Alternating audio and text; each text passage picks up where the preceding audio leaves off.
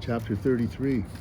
And Jacob lifted up his eyes and looked, and behold, Esau came, and with him 400 men. And he divided the children unto Leah, and unto Rachel, and unto the 2 handmaids.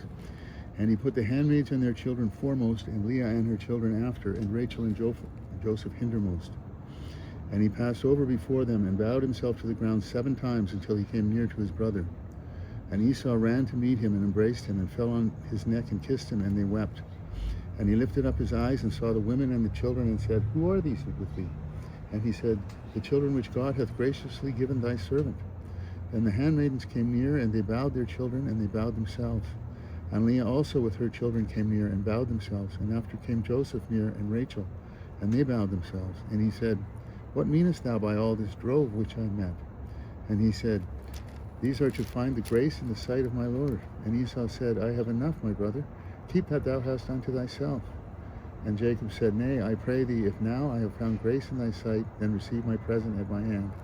For therefore I have seen thy face as though I had seen the face of God, and thou wast pleased with me.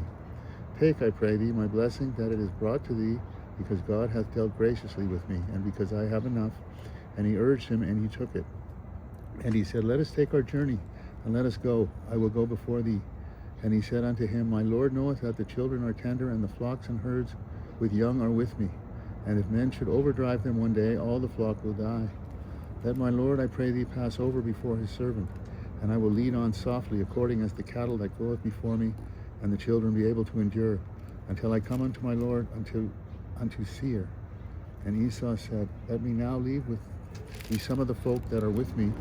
And he said, What needeth it? Let me find grace in the sight of my Lord.